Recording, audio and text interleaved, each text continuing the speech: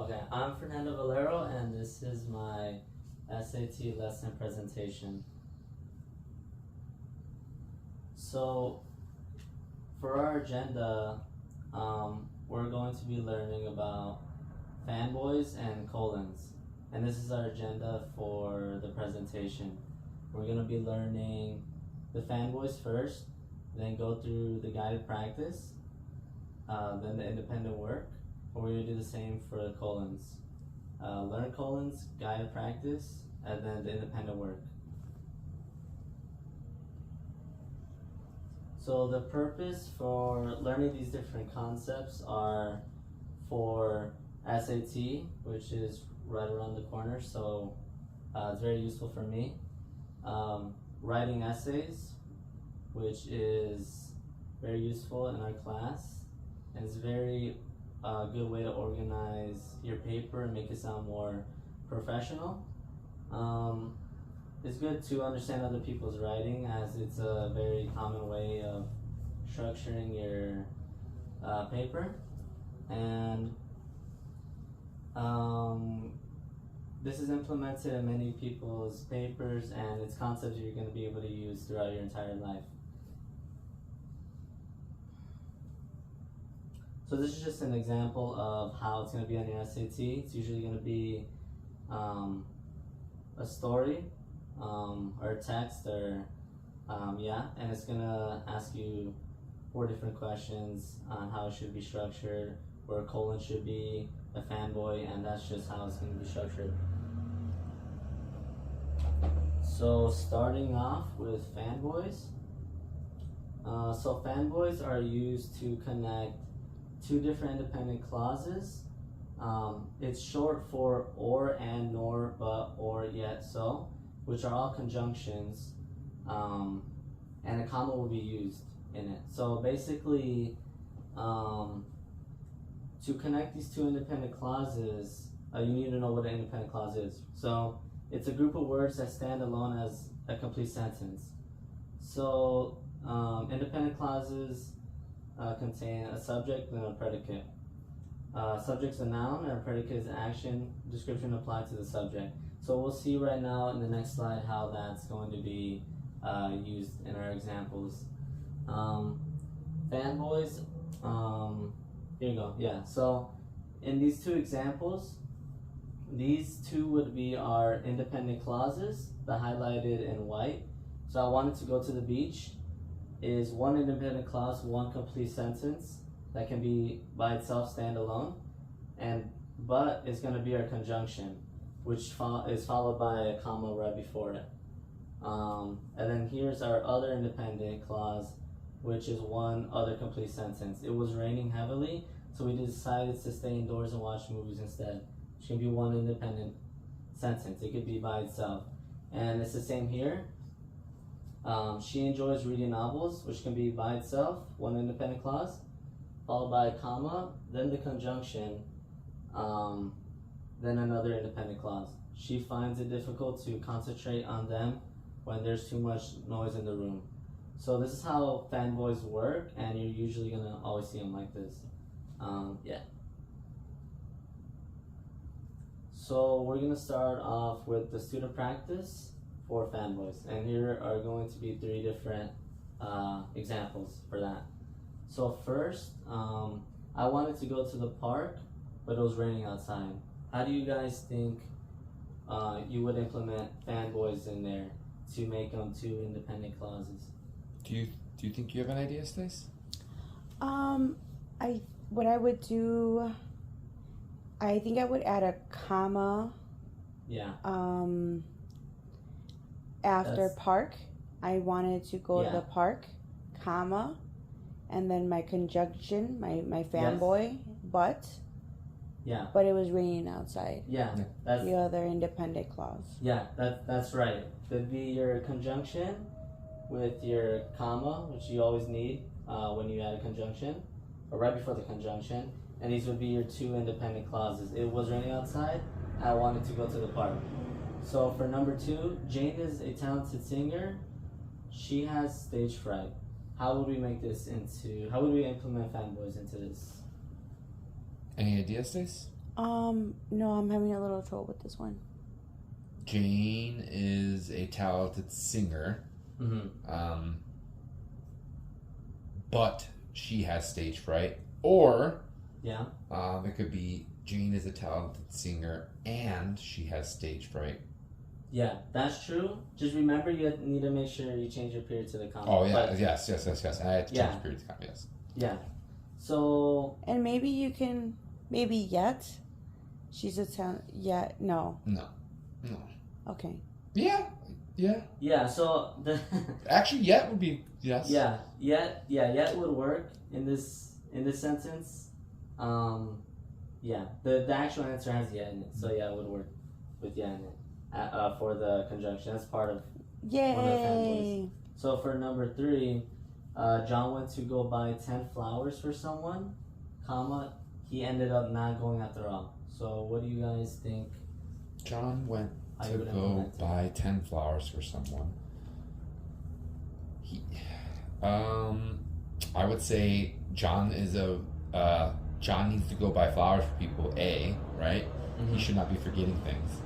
But to answer the question, John went to go buy 10 flowers for someone, but he ended up not going after all. Yeah. Oh no. Yeah. So yeah, that would be your independent clause, your conjunction, but, and then he ended up not going after all. Independent clause. But. And then here. Oh, there's the answer. The answers. So yeah, you got. Boom, but, comma. But, yet, comma. And but, comma. So you have all your independent clauses and your conjunctions, and yeah, that you guys did good on that. Good job. So now, going on to the independent practice. So you guys are basically going to be reading it on your own, and you're gonna go through 3 questions, and by the end of it, I'll show you guys the answers to see if you guys actually learned from what I taught you. So I'll read the first one. And Iltizam was a 17th century Egyptian farmland that earned the wealthy landowner a great deal of profit. Therefore, he left only pennies to the peasants who actually cultivated the farm. So this is an example of kind of like what would be on SAT. More of this type of stuff, but not too different from what we were just working on. So let me know when you guys are ready to go to the next one. Okay. I'll give you guys like a minute or so. Okay. Yeah.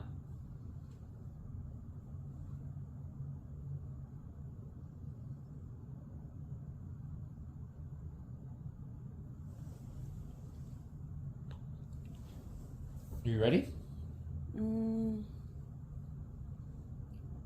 Okay. Yeah, I think I'm ready now. Okay. So here's the next question. So yeah, we'll see the answers in the end.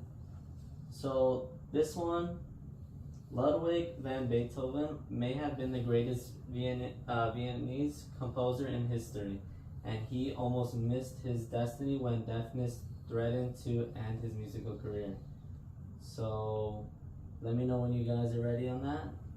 Okay. And we'll continue to the last question. See if you guys got it right.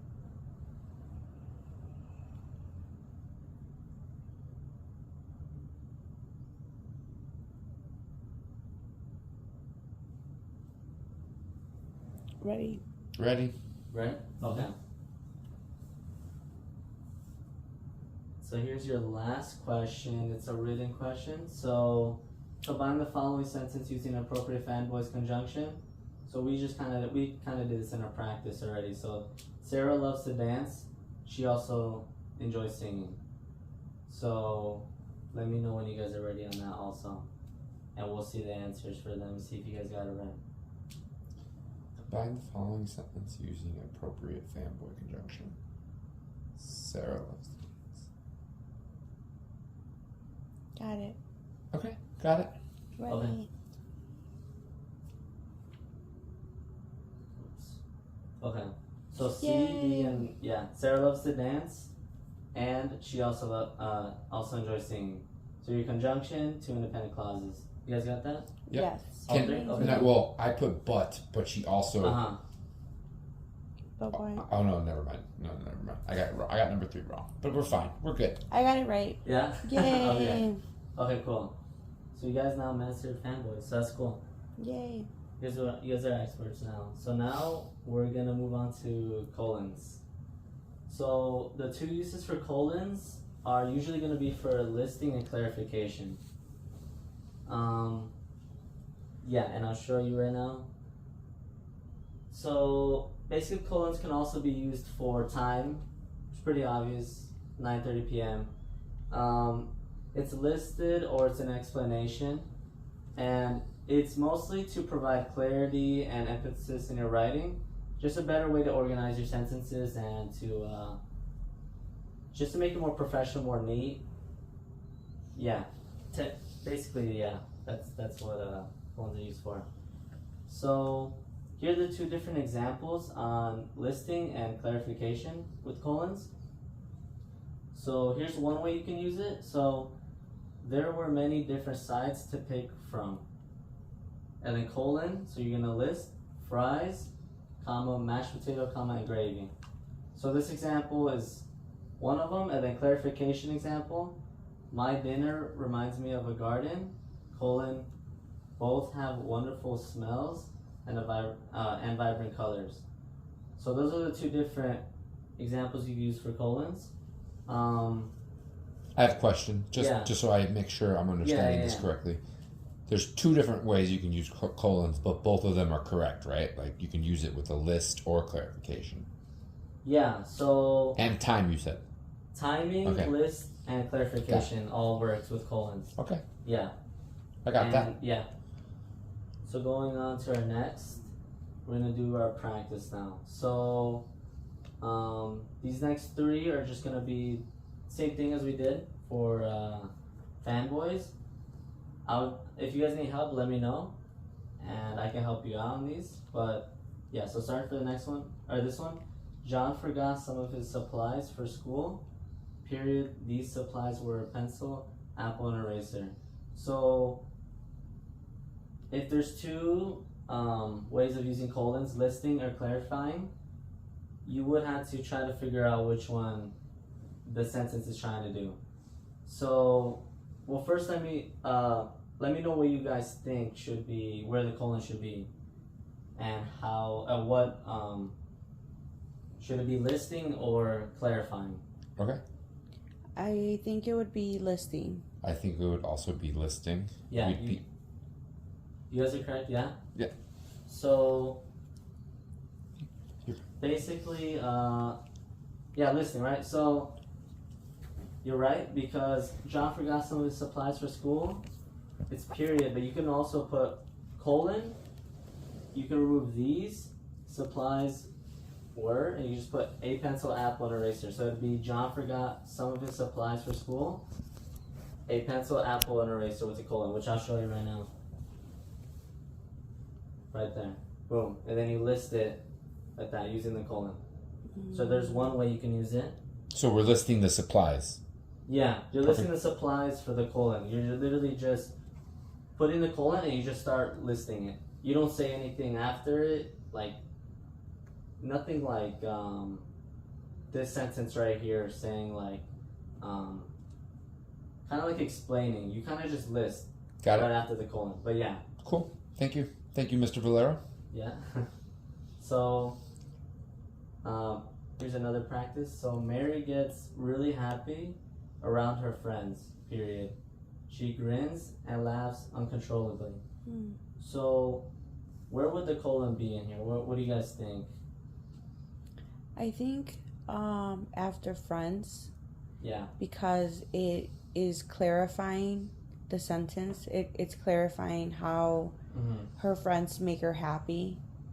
It's saying that it's making her happy by her grinning and laughing uncontrollably.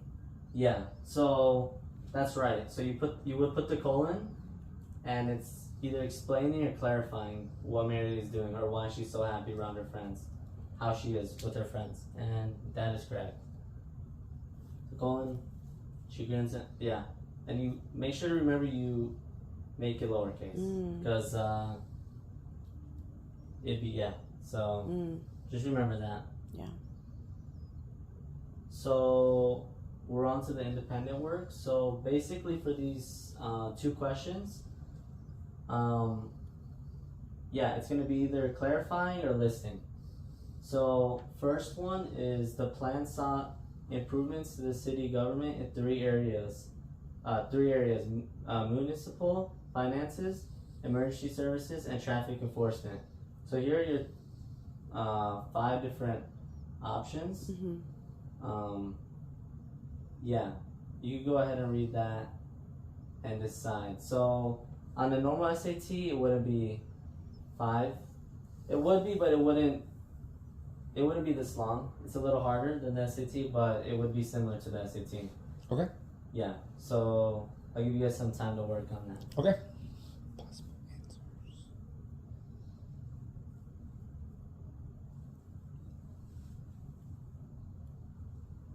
Ready? Okay. Ready?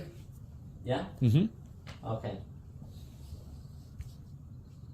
Boom. Correct answer. Yep. Yay. 3 areas: municipal, finances, emergency service, and traffic enforcement. So it's listing type : Yeah. So here's your second one. So upon entering the room, you will have 2 choices: either drink from the chalice or drink it from the mug. So here's your 5 different possible answers, and I'll give you guys time to work on that. Okay.